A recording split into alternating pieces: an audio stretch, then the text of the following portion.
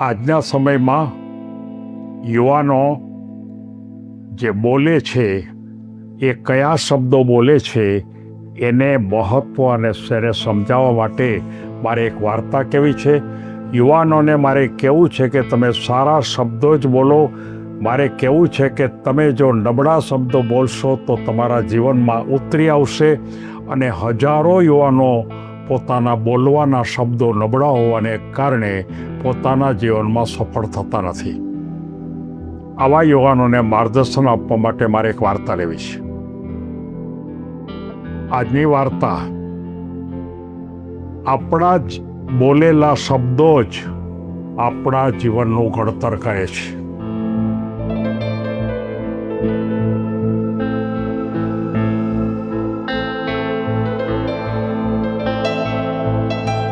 મિત્રો, ઘણી બધી વખતે આપણને ખબર છે કે આપણે બોલીએ એટલે આપણે એમ માનતા હોઈએ છીએ કે એ વાત આપણને અસર ન કરે. પણ મનોવિજ્ઞાનનો જે મહત્ત્વનો સિદ્ધાંત એ છે કે તમે જે બોલો છો એ બોલવાને કારણે તમારા આંતરમનમાં એ બધી જ બાબતો ચાલી જાય છે અને એ આંતરમન તમે જે બોલેલા હો એ પ્રમાણે જ તમારા તમામ કાર્યોને ગોઠવવાનો પ્રયત્ન કરે છે. આ વાત માટે રાકેશ છે એ એકદમ કોલેજમાં ભણી લીધા પછી બહુ નબળો, વાતચીતમાં પણ નબળો, કોઈની સાથે વાત કરે તો પણ પોતે સાવ જેને કંઈ પોતાનામાં કોઈ તાકાત નથી, પોતાને કંઈ આવડતું નથી, પોતાને કંઈ સમજાતું નથી, પોતાને કોઈ તક મળતી નથી, પોતાના જીવનમાં સાવ હેરાન થઈ ગયો છો, કોઈ એને સહયોગ આપતા નથી અને આવા જ પ્રકારની જ વાતો સતતપણે કરતો રહીએ. જ્યાં જાય ત્યાં એક જ વાત, હું ન કરી શકું, મારાથી થાય નહીં, મારામાં આવડત નથી, કુદરતે મને શક્તિ આપી જ નથી. અને આમ કરતાં એક સમય એવો આવ્યો કે ખરેખર એ કોઈ પણ કામ હાથમાં લે એટલે એ કામમાં કોઈ દી સફળ થાય નહીં. એના મનમાં પ્રશ્ન થયો કે મારે શું કરવું? ત્યારે એક વખત એના ઘરે એના મામા મહેમાન તરીકે આવે છે અને એના મામાને એમ કહે છે કે હું ખરેખર આ ક્ષેત્રમાં કંઈ કરી શકતો નથી અને જો હું આ કંઈ કરી શકતો ન હોઉં તો એની પાછળનું કારણ શું છે? ત્યારે તરત જ એના મામા એમ કહે છે કે ભાઈ, તું દરરોજ શું બોલસ? તું મને વાત કર. તારા મનમાં દરરોજ કેવા વિચાર આવે છે એ મને વાત કર. ત્યારે તરત જ એમણે એમ કીધું કે મારા મનમાં એક જ વિચાર આવે છે કે હું ન કરી શકું, મારામાં આવડત નથી, મને કુદરતે શક્તિ આપી નથી, એકદમ શરીર મારું નબળું છે, હું જાજુ કામ કરી શકતો નથી, હું ચાલી પણ શકતો નથી. ત્યારે તરત જ એને મામા એમ કે જે ભાઈ, આ બધું તું જે બોલસ ને એ બધું માત્ર તું બોલસ એટલું નથી. આ વાત તું કેટલી વાર બોલસ? તો કે આખા દિવસમાં લગભગ ઓછામાં ઓછું 10-12 વખત તો આ વાત મારે હું બોલું જ છું. મારા મિત્રો મળે, કોઈ ગમ્ય કોઈ મળે, એની સાથે હું આ જ વાત કરું છું. ત્યારે એના મામા એમ કહે છે, ભાઈ, તારા બધા શબ્દો છે ને એ બધા શબ્દો તારા આંતર મને પકડી લીધા છે અને તારા આંતર મને પકડી લીધા હોવાને કારણે તને જે કાર્ય કરવા માટેની સૂઝ છે એ સૂઝ આંતરમન આપતું નથી. એ એમ જ માને છે કે તારામાં આવડત નથી, તને આવડતું નથી. એટલે કે આપણા તમામ શબ્દો જ આપણને ઘડે છે.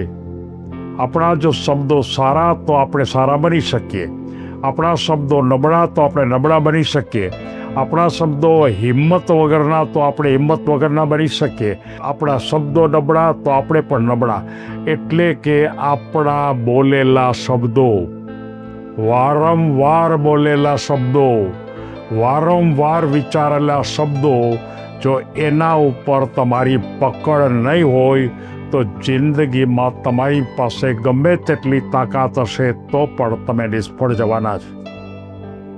એક જ સિદ્ધાંત મનોવિજ્ઞાનનો છે કે વારંવાર બોલેલા શબ્દો મનમાં એક માન્યતા નક્કી કરે છે આપણી, અને એ માન્યતાના જોર ઉપર આપણે જીવનમાં આગળ વધવું કે પાછળ વધવું. કેટલાક એવા છે કે જેને ખબર નથી, જાણતા નથી કે આ શબ્દો શું અસર કરે છે, અને જાણે એ આવા શબ્દો બોલતા હોય એ લોકોને સાચી દિશા બતાવવા માટે ખાસ કહેવું છે કે તમે આજથી જ શરૂઆત કરો. તમારા શબ્દો બદલો, વાતચીત કરવા માટેના સારા વાક્યો બોલો, અને જો એ તમે શરૂઆત કરશો તો જિંદગીમાં તમે સફળતાની ટોચ ઉપર પહોંચી જશો. નકારાત્મક ભાષા આપણો આત્મવિશ્વાસ ઘટાડે છે. સકારાત્મક શબ્દો આપણી કાર્યક્ષમતામાં વધારો કરે છે. જે તમે બોલો છો એવા જ બનવા માટે આપણી કુદરત નક્કી કરે છે. તમારી ભાષા બદલો, તમારું જીવન બદલાશે. હું કરી શકું છું, મારામાં કરવાની આવડત છે, મારામાં બહુ તાકાત છે, મારે જીવનમાં આગળ વધવું છે, હું ખૂબ તાકાતથી લડું છું, હું પૂરેપૂરા કાર્યમાં જોડાઈ જાઉં છું, કલાકો સુધી હું કામ કરું છું. આવા પોઝિટિવ વાક્યો નાના રોજ તમે 20, 25, 50 વાર તમે બોલો. સવારમાં ઉઠતાની સાથે બોલો, રાત્રે સૂતી વખતે પણ બોલો, અને આખા દિવસ દરમિયાન તમે કોઈની સાથે વાતો કરો ત્યારે પણ માત્ર આવા જ શબ્દો, ક્યારેય નબળો શબ્દ નહીં. અને જો તમારું શબ્દો છે એ તમારા શબ્દોએ તમારું ભવિષ્ય તૈયાર કરશે. તમારે જો તમારું ભવિષ્ય સારું કરવું હોય તો માત્ર એક અને એક જ રસ્તા ઉપર જાઓ. બાકીની બધી જ બાબતો આપોઆપ આવશે. અને એ એક બાબત એટલે ફરી એકવાર, જે યુવાનો નબળા શબ્દો બોલે છે, નબળી વાત કરે છે, નબળા પ્રસંગોમાં રહે છે, નબળું વર્તન કરે છે, આવા યુવાનોએ પોતાની બધી જ ભૂમિકામાં ફેરફાર કરી અને શક્ય એટલું વહેલાસર સારી ભૂમિકાઓ પર જો જશે તો જીવનમાં એક ઉત્તમ ભૂમિકાઓ પર પોતે ઈચ્છે પ્રાપ્ત કરી શકશે.